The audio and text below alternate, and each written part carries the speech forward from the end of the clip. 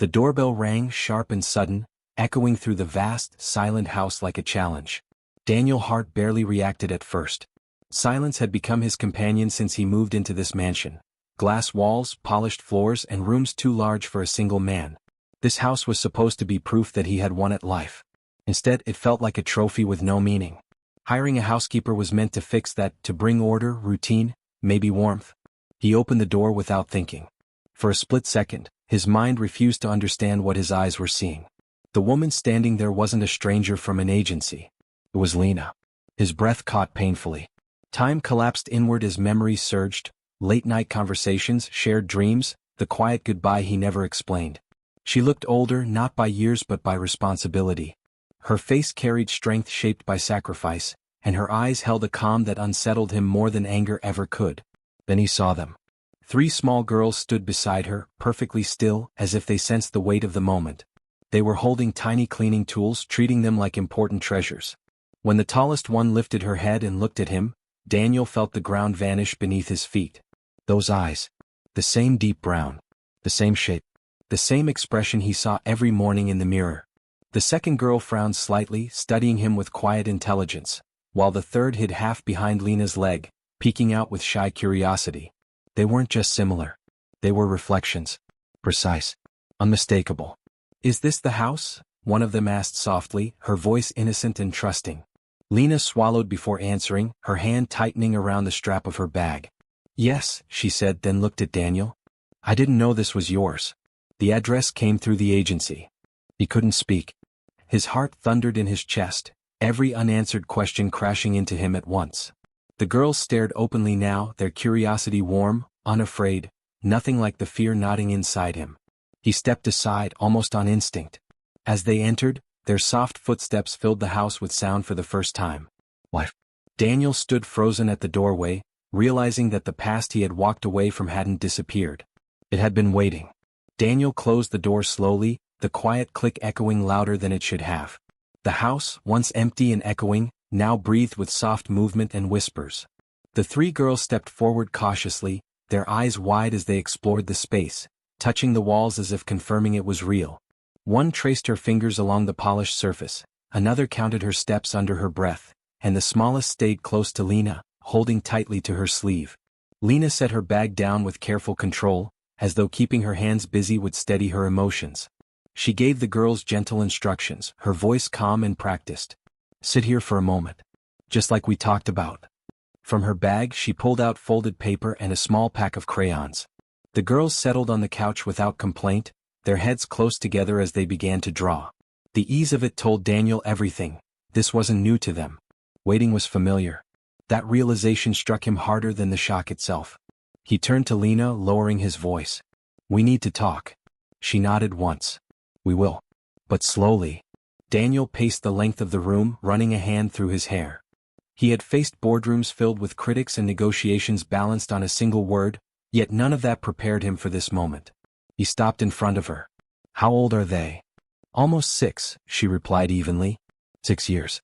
6 years of birthdays, first steps, small hands learning to hold pencils. 6 years he had missed without even knowing they existed. "You never told me," he said, the words barely louder than a breath. Lena met his gaze and there was no anger in her eyes, only honesty. "You told me you weren't ready. You said your future needed focus. I believed you." The memory cut deep. He remembered the night he walked away, convincing himself it was temporary, necessary. Success first. Everything else later. "I would have stayed," he said quietly. "Would you?" she asked, not accusing, just asking. "Or would you have resented the life you thought you had to give up?" The girls laughed softly from the couch, proud of a colorful drawing they had finished together. Daniel's chest tightened. This was the life he never knew he had lost. Lena spoke again, softer now.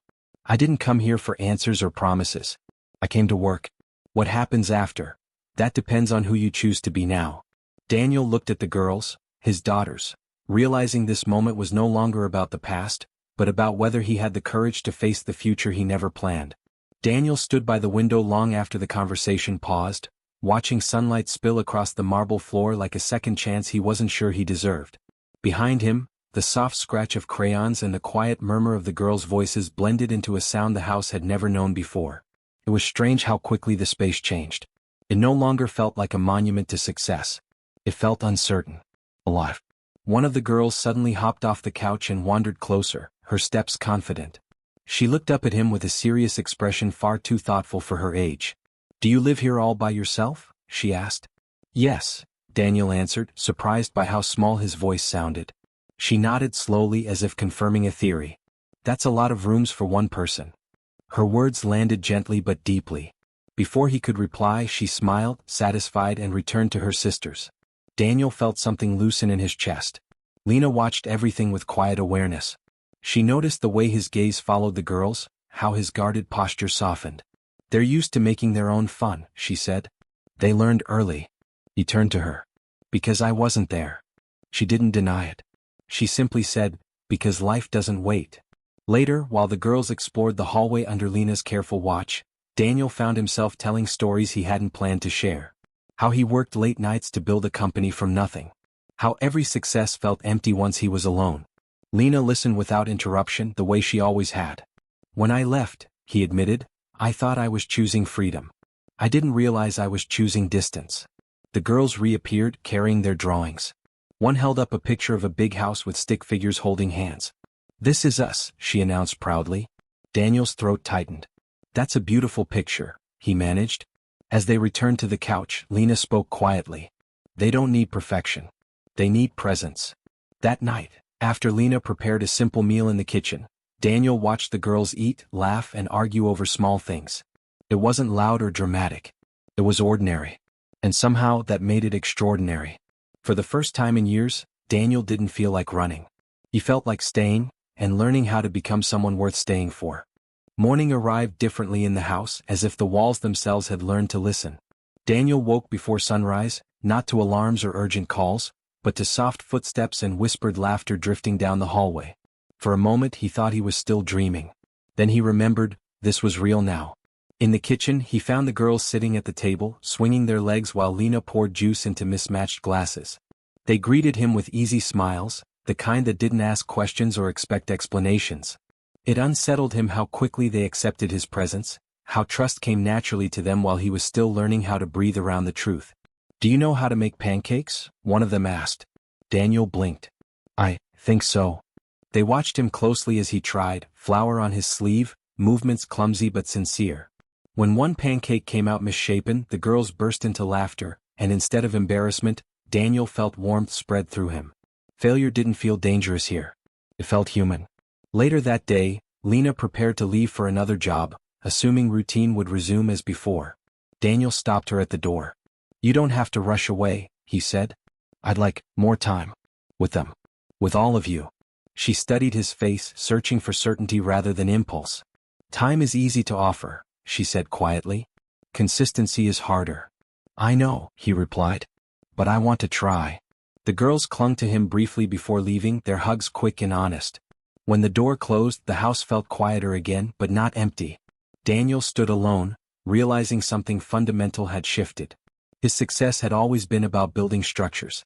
Now, for the first time, he wanted to build trust. And he understood this wasn't about fixing the past. It was about showing up tomorrow, and the day after that, with intention. Days began to blur into a rhythm Daniel never planned yet slowly learned to cherish.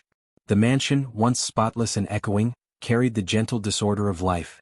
Small shoes by the door, drawings taped to the fridge, laughter bouncing off walls that had only known silence. Each sound rewrote the meaning of the space. For the first time, success felt less like ownership and more like responsibility. Daniel rearranged his schedule without announcing it to anyone. Meetings were shortened. Calls were delayed. Every evening he waited by the window until Lena and the girls arrived. The girls ran inside like the house belonged to them, and in a way it finally did. One evening, as they sat on the floor building a crooked tower of blocks, the eldest looked up at him. "Why weren't you here before?" she asked, not accusing, just curious. The question struck deeper than any confrontation could have. Daniel took a slow breath.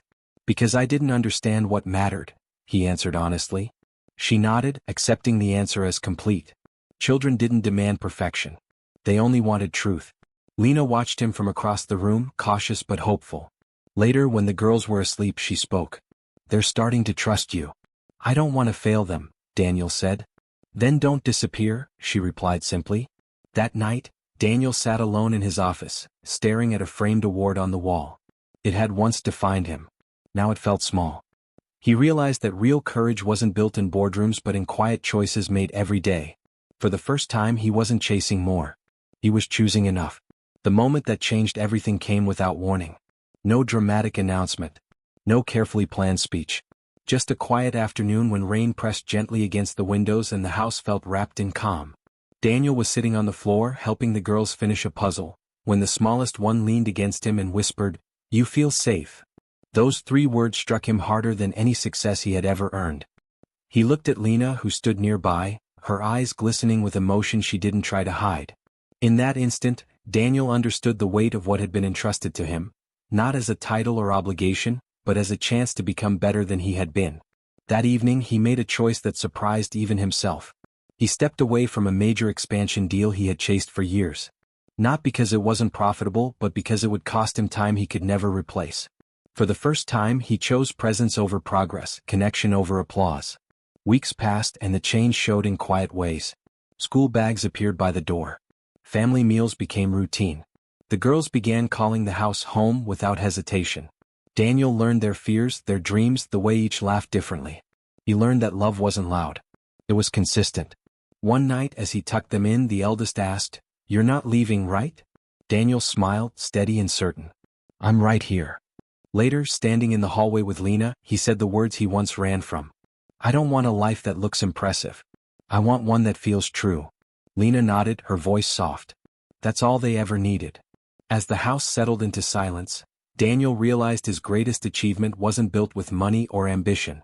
It was built with courage, the courage to stay, to change, and to choose love when it mattered most.